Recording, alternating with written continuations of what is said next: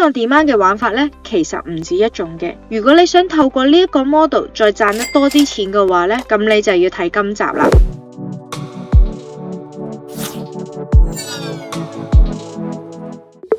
大家好，我係網絡創業社嘅 Jan， 呢個頻道係專門分享同創業有關嘅資訊，記得訂閱我哋同撳埋隔籬嘅鐘仔，我哋有新片嘅時候就會即時通知你噶啦。咁我上一集呢都教咗大家點樣喺零資金、零庫存嘅情況下，利用 Print on Demand 開一間網店。如果你仲未睇嘅話呢，咁你就翻上一集去睇翻。咁我哋今次呢係會沿用翻上一集開嘅鋪頭啦，寵物主題嘅日常用品店。最主要嘅分別呢，就係客人可以喺我哋嘅產品設計圖上面呢作出一啲修改嘅，咁就可以令到個產品呢變得更加個人化。咁我哋嘅價錢呢就可以 mark 得再高啲，賺嘅錢就可以多啲啦。所以今次我會帶大家整3個唔同程度嘅客製化嘅產品。第一個就係客人可以喺我哋嘅產品設計圖上面改字啦。第二個係客人除咗改字之外都可以改埋圖案。第三個就係客人除咗可以改字改圖案之外，佢仲可以 upload 埋自己張相上去，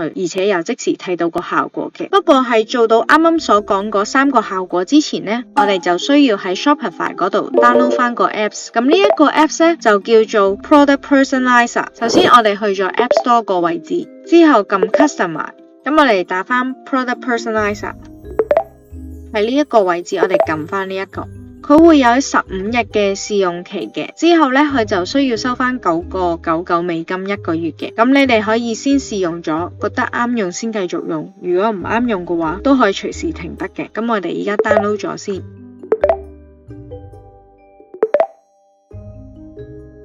好啦 ，download 完之後呢，咁佢就會直接跳到去 setting 嘅，揀翻你本身間鋪頭嘅 theme 啦。咁我依家嘅鋪頭係用緊 Debut theme 嘅，咁我就直接揀翻，跟住 install。咁我哋做完呢一個步驟，我哋就成功 download 咗個 apps 噶啦。好啦，我哋 download 完個 apps 之後呢，依家就進入我哋嘅第一部分啦。喺呢一 part 呢，我哋淨係會容許客人喺我哋嘅產品圖上面改字嘅啫。咁我今次做嘅示範呢，就會用呢一個貴婦狗嘅電腦袋嚟做設計嘅。呢一次呢，我哋淨係容許客人呢去改翻上面呢一個名啦，改翻佢自己寵物嘅名，同埋下面最角落呢一個位可以俾翻佢改翻主人嘅名上去嘅。咁我哋依家首先呢，就要去咗 Canva 改一改自己嘅原設計圖啦。好啦，入到嚟呢一個 Canva 之後呢，可以見到我原本嘅設計圖係咁樣啦，有隻狗仔喺度，跟住有個名啦，佢叫邊邊，跟住會有一個句子嘅，之後我哋就會有一個主人嘅名啦。咁我依家呢，就想客人可以去改翻自己嘅寵物名上去啦，同埋可以加翻自己嘅名喺呢一個位置嘅。咁所以我而家就會 copy 咗呢一個設計圖 ，copy 咗之後呢，我就 delete 咗我依家個名嘅位置啦，再 delete 埋應該要擺主人名嘅位置，跟住我 download 翻呢一張相落嚟先。好啦，咁我哋依家就會翻自己 Shopify 店，嚟到後台之後呢，咁我哋首先會將呢一個產品呢 copy 咗一份出嚟先。首先撳 Duplicate， 咁我會改翻個名叫客製化1啦。咁我哋已經 copy 咗同一個 product 出嚟啦。首先我哋 active 咗佢先。好啦，咁我哋依家呢就要去翻 App Store 度開翻我哋頭先 download 嘅 Product Personalize 嗰個 apps。入到嚟之後呢，佢會叫你揀翻邊一個 product 需要去客製化嘅。咁我哋啱啱已經 copy 咗新嘅產品出嚟啦，佢就係個客製化1呢一個。咁我哋撳一撳。入到嚟之後，我哋啱啱喺 Canva 嗰度 download 咗一個 remove 咗啲字嘅圖案啦。咁我哋就會喺 background 呢一個位 upload 翻上去嘅。咁當我 upload 完之後呢，你會見到右手邊呢已經顯示翻個圖案出嚟啦。跟住我哋依家呢，就需要有一個藍色框呢一個位，我哋拉翻落去下面。咁我哋就喺呢一個位呢，俾客人可以入翻去自己寵物嘅名。咁我哋要指示客人究竟呢個位要入啲咩呢？咁我哋就 label 翻呢一個框框叫咩名。咁我就會喺 label 呢一欄打翻寵物名字。咁佢 default value 係咩呢？即係本身原圖嘅名係填咗啲咩字，你就打翻落去。咁我本身填嘅係邊邊啦，咁所以我依家呢就會打翻邊邊嘅。你見到我本身設計圖個邊邊係全部大家，咁我哋依家呢就需要跟翻一模一樣。好啦，咁下一格呢，佢就係話你想要客人可以擺到幾多行字落去啦。咁我哋依家呢，淨係想客人擺一行字，唔好多過一行嘅，咁就 keep 翻1啦。咁最多可以俾客人輸入幾多個字啦。咁我呢個就唔想佢入得太多字，因為太多字會走樣啦，所以我就會限咗客人只可以入10個字嘅啫。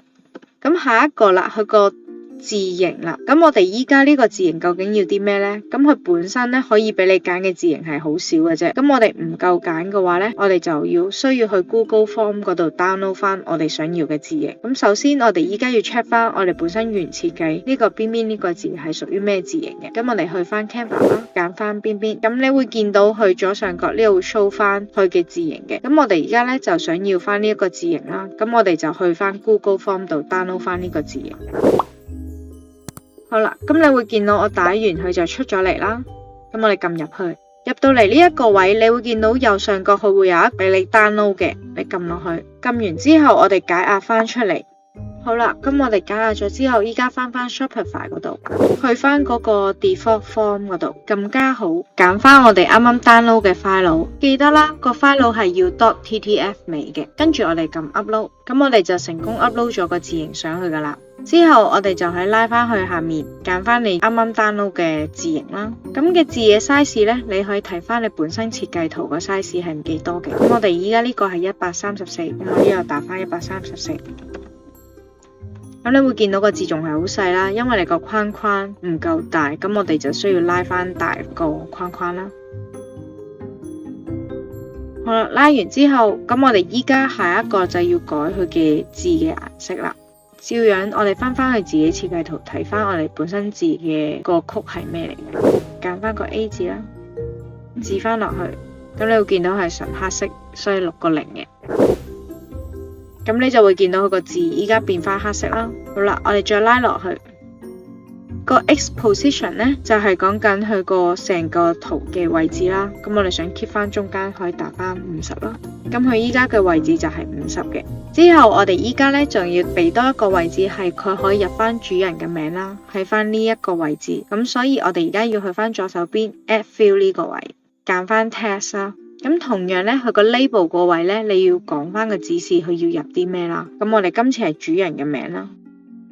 咁個 default value 呢，我就跟翻本身自己設計圖，我係打 from Jan 嘅。咁我呢個都要一樣打翻。咁你可以限個字啦。咁我依家呢，就先整細咗個字形先。同樣我都翻去睇翻個幾大啦，本身個 size。咁個字嘅 size 係23.2嘅。咁我哋喺呢個位。我哋而家揀完個字之後呢，我哋而家將個 box 呢拉翻落地啦，校翻個大細嘅。咁因為我唔想個字呢超出嗰條橫線啦，咁我就會將個框框校翻同一個位置。咁我哋呢一個位呢，要留意多少少，就係我哋依家最盡可以俾人打到幾多個字呢？咁因為依家咁樣肉眼睇唔到啦，咁我哋就可以再打多幾隻字，睇下最盡可以俾我哋打到幾多隻字。咁我哋空格都會計一個字嘅，好 total 係16個字嘅。咁我哋依家呢，可以 delete 翻本身舊嗰啲字啦。咁我哋喺呢一個位呢，就打翻16個字啦。好啦。咁個字形呢，同頭先嘅做法一樣，我哋今次個字形係唔同咗嘅，咁一樣都喺 Google Form 度 down 翻個字形，跟住再喺後台度 upload 翻嘅。咁因為我之前已經 download 咗啦，咁我就唔再重複做多次啦。好啦，咁個做法因為字都係 keep 翻黑色，唔使改啦，咁呢啲都可以 keep 翻嘅。咁佢個 position 呢一個位呢，就因為本身我個設計圖有少少歪歪地啦，咁所以佢最後個位係唔正宗嘅，咁我哋 keep 翻有佢唔正宗啦。好啦，咁我哋依家呢，整咗出嚟之後係同原本嘅設計圖係一樣噶啦，咁我哋就拉到去最下啦，佢就會有幾個 option 俾你揀嘅，咁呢啲全部我覺得係 keep 翻嘅，咁唯一我哋可以揀嘅呢，就係個 personalize 嘅 style 啦，佢講緊係當我哋粒掣呢揀咗係啲咩位置，佢就會點樣顯示啦，咁我哋依家先揀咗一個 button 嘅 pop up 嗰個啦，之後當個客人要撳嗰個掣之後先可以再自己修改嘅，咁呢一個掣呢，你想叫咩名呢？咁我會直接打客製化產品啦。咁我就將呢粒掣打咗複製我的產品啦。好啦，咁我哋依家咧就想睇下成個效果啦，咁就可以拉翻上去，撳翻呢個掣去預覽翻。好啦，咁依家我哋去翻 front page 啦，你會見到我哋依家客人到嚟可以揀翻個尺寸，之後咧你會見到佢多咗個掣，就係客製我的產品嘅。咁當客人撳咗呢個掣之後咧，佢就會有個框彈出嚟，就係我哋啱啱揀咗嗰個 pop up 啦。咁呢個位置呢，我哋已經之前 set 咗啦，我哋可以打翻個寵物名。咁當例如我依家打過第二個嘅名啦，佢叫阿 Ken 咁樣，你就會見到佢即時改咗個名啦，就會變咗唔係叫邊邊啦，就變咗 Ken 啦。咁佢下面呢個名呢，主人嘅名，我依家打翻第二個人嘅名啦，叫 Jenny 咁樣。你會見到成個設計圖會即時去顯示翻啦，對應翻我哋可以俾佢改嘅嘢啦。咁之後佢就可以加入購物車。咁客人呢，其實佢可以 preview 到佢本身個 product 出咗嚟係咩樣啦。咁你會見到佢後尾揀咗個寵物名係 Ken 啦，主人個名呢就係 From Jenny 啦。咁佢都可以 preview 多次佢本身出咗嚟嘅 design 係點嘅。咁我呢個 step 我就唔再做落去啦。咁我哋依家褪翻前少少。好啦，咁我哋再講多少少嗰個 personal 個 design 啦。我哋撳翻後台，你會見到下面呢一個位，我頭先講得好粗略嘅。咁呢一個位呢，客人呢嗰個 personal style 呢，你唔一定係 pop up 嘅。咁我啱啱揀咗 pop up 就係當佢撳嗰個掣呢，就會彈出嚟俾佢自己改啦。咁我哋可以揀翻上一個嘅，上一個呢一個呢，就係當客人佢直接可以睇到個樣嘅效果嘅。咁我哋而家 save 咗先，再俾你睇一睇個效果係點。當佢撳一下客製我的產品呢，你會見到喺下面就拉咗幅圖出嚟。咁你呢個位同頭先一樣咁樣去打翻，佢就會即時去顯示翻個效果嘅。好啦，咁我哋依家完成咗第一部分，就嚟到第二部分。咁呢一 part 呢，我哋都一樣係會用貴婦狗電腦袋呢一個 product 去做一個示範嘅。咁我哋今次嘅示範呢，就會比第一部分再多少少。除咗可以俾客人改寵物名同埋主人名之外呢，我哋今次係可以俾佢改埋寵物圖案嘅。咁呢個寵物圖案呢，我哋都會 preset 咗3種嘅寵物圖案俾佢揀啦。我哋依家就開始啦。首先我哋會去翻 Shopify 嘅後台，揀翻貴婦狗電腦袋一樣啦，我哋都會 copy 多一個呢一個產品出嚟嘅。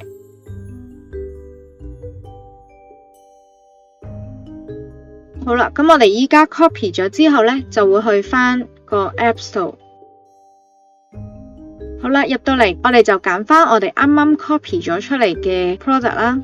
咁嚟到呢一度呢，我哋同頭先第一部分嘅做法係非常之相似。首先我哋都會 upload 翻個 background 啦，加翻2行字可以俾佢改寵物名同埋主人名嘅。咁我哋依家先 upload 咗個 background， 咁我哋去翻 Canva 嗰度先。同樣我哋都會 duplicate 咗原本嘅設計先。咁我哋今次呢，除咗可以俾佢改名，仲可以俾佢換埋寵物圖案啦。所以我哋今次嘅 background 呢，係會連寵物圖案都要 delete 埋嘅。好，咁 delete 完之後，我哋照樣 download 翻落嚟啦。咁 download 完之後，我哋依家會去翻嗰個 Apps 度嘅，都係一樣啦，揀翻我哋頭先嘅 product。咁你就會見到我哋嘅右手邊呢，已經會出現咗個 background 出嚟啦，就係我哋啱啱 update 嘅 background， 就冇晒相啊同埋寵物名主人名嘅。咁我哋依家第一行都係照樣加翻個寵物名啦同埋主人名嘅。咁呢一個嘅內容資料呢，其實同第一部分係一模一樣嘅啫。咁所以我而家好快咁整咗先。A few minutes later。好啦，咁我好快咁樣整咗2行啦。咁我哋依家呢，就開始會整一個俾客人去揀翻唔同品種嘅寵物啦。咁我就會揀 Add Fill， 今次就會揀 Image Swatch 啦。揀咗之後，我哋依家就要喺呢個位置停一停先。我哋首先會翻去 Canva 嗰度啦，去揾多2個唔同嘅圖案啦，之後 download 翻落嚟，我哋先再做呢一 part。咁我呢已經事先呢就揾咗3個動物嘅圖案出嚟噶啦，已經。咁我哋依家淨係需要 download 翻落嚟先。好啦， download 完之後，我哋而家就會翻去個 Apps 度嘅 label 呢一個位，我哋會打翻寵物嘅品種先啦，等佢知道呢一個係攞嚟做咩。好，咁打完之後，呢啲就可以 keep 翻嘅。咁我哋而家要改嘅呢，就係 image group 啦。咁呢個位置呢，我哋就需要 upload 翻頭先我哋 download 咗落嚟嘅嗰3個圖案。咁我哋就需要喺隔籬加好，之後就喺呢個位置呢，撳 upload 啦。好啦，咁 upload 完之後，你會見到其實好似冇咩分別咁樣。我哋就需要喺上面呢個位置呢去揀翻個圖案。咁我哋依家呢有3個圖案嘅，咁所以我哋需要加多2欄落去。加完之後呢，咁我哋依家喺 image 呢個位置呢，就揀翻我哋嗰張相。好啦，我揀完之後呢，咁我哋需要喺翻最前面第一格呢，呢個就要改翻嗰張相代表緊咩品種啦。咁我依家就打翻先。好啦，咁我而家打好晒噶啦。咁我哋個 title 呢，就需要打翻個英文名嘅，我哋打唔到中文嘅，因為佢會 sense 唔到啦。咁你簡單咁概述呢一個 image group 係代表緊啲咩就得噶啦。咁你會見到最後嗰一格呢，係有一個 price add 嘅，咁佢係可以容許你呢揀唔同嘅圖案呢，會有唔同嘅收費嘅。咁我喺呢一 part 呢，我就唔加啦，因為我就想純粹俾多 option 去揀嘅啫，所以我就唔會去加佢錢嘅。咁呢一 part 完成咗之後，我哋就撳 create。好啦，咁你會見到個 image group 呢，就已經出咗我哋啱啱新整嘅 image group 啦。跟住你會見到右手邊就已經出現咗個圖案噶啦。咁我哋拉翻大佢先。咁我哋就拉翻啱我哋想要嘅位置啦。咁如果你覺得個框框同埋個圖案呢個比例爭好遠，想個框收細啲嘅話，我哋就需要喺呢一個位 crop 呢個位去調校翻嘅。咁佢就會去顯示翻細啲大啲咁樣嘅。咁我今次就唔使講，咁我就 keep 翻佢先。好啦，咁我哋而家已經完成咗噶啦，成個部分。咁一樣啦，我哋拉到最底，改翻個按鈕，我哋就去 preview 下我哋呢一個製成品。好啦，咁我哋依家嚟翻去鋪頭嘅鋪面嗰個位置啦，你會見到佢依家呢會多咗個叫客製我的產品嘅，撳落去。好啦，你會見到佢同第一部分係非常之相似啦，有得俾我哋入翻個寵物名啦。跟住你會見到佢多咗一行，就係有一個寵物品種俾我揀嘅。咁我可以揀翻貴婦啦、柴犬啊或者法鬥都得嘅。咁我哋今次揀柴犬啦。跟住同樣我哋都會咁樣 add to cart 試一試個 flow。咁你會見到啦，佢都係一樣已經成功整咗噶啦。咁佢個選項嗰啲都會顯示晒出嚟嘅。咁我哋依家呢一 part 咧就完成咗噶啦。好啦，咁我哋話咁快咁樣已經做咗2 part 啦。依家咧就嚟到第3部分。呢個部分咧就係可以俾客人客製嘅程度咧係最高嘅。佢除咗可以改字啦，佢仲可以 upload 翻佢自己寵物嘅相上去啦。咁我哋今次一樣都係會用翻呢一個電腦袋去做一個 sample 嘅。咁我哋第一步同頭先都係一樣，會先 copy 咗個 product 先。咁我哋而家去咗 Shopify 嘅後台先。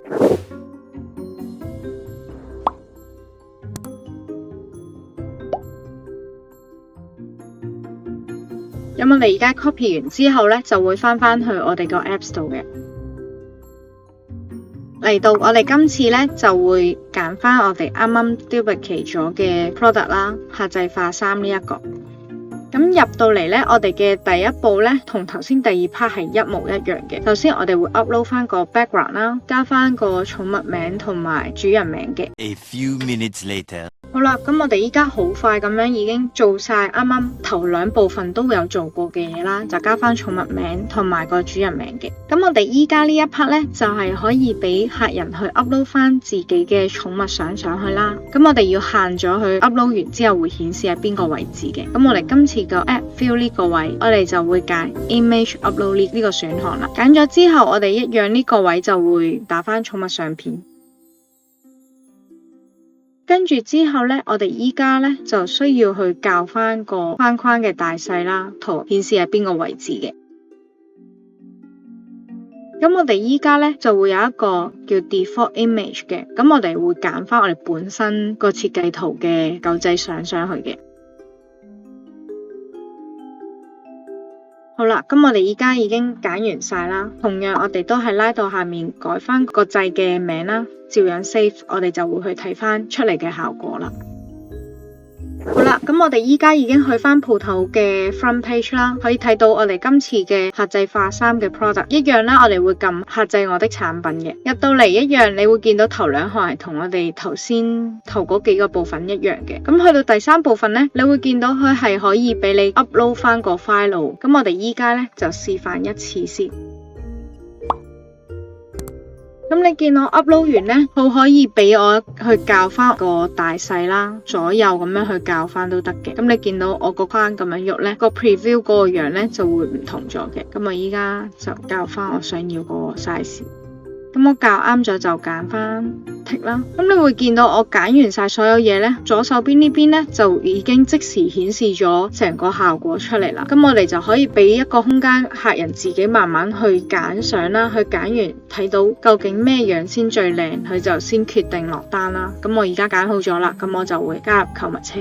好啦，咁你見到購物車呢，就示範咗加咗3款唔同嘅客製化產品啦。第一個客製化呢，你會見到佢淨係俾我揀咗個名啦，跟住第二嗰個呢，係除咗揀名仲有一個圖案嘅選擇，去到第3個呢，就係直情可以俾我自己 upload 埋相啦。咁你可以撳翻 preview 翻我哋最後個 design 係咩樣嘅，咁佢會 download 落嚟，咁你就可以睇到噶啦。咁不如我同大家再 go through 多次我哋今集究竟做咗啲咩啦。咁我哋今集呢，最主要就教咗大家用一個 Shopify 嘅 apps 叫做 Product Personalizer。呢一個 apps 呢，就可以俾到客人喺我哋嘅網站度即時改佢嘅設計圖啦，令到佢可以睇到個效果，從而去落單。咁呢一個過程呢，就唔需要我哋再去一對一咁樣去 serve 個客人啦，去減少咗啲溝通時間。咁我哋收到單之後，直接去翻 Printful 嗰度去 print 翻個 product 寄翻俾個客人就得噶啦。我哋都教咗3個唔同程度嘅客製化嘅產品啦。咁點解我哋要特登喺個網站度整一個可以俾客人去改我哋嘅設計圖呢？最主要嘅原因係，當你有一個有限度嘅修改設計嘅空間呢，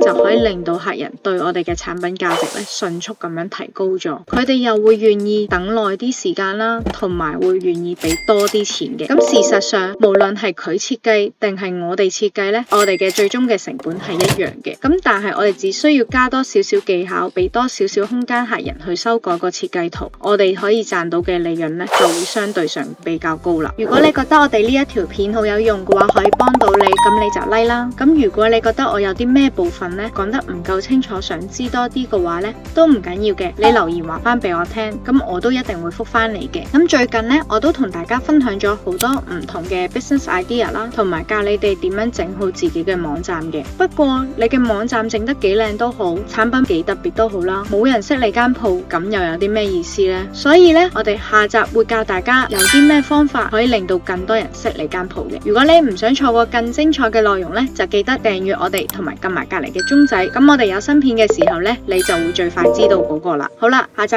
見，拜。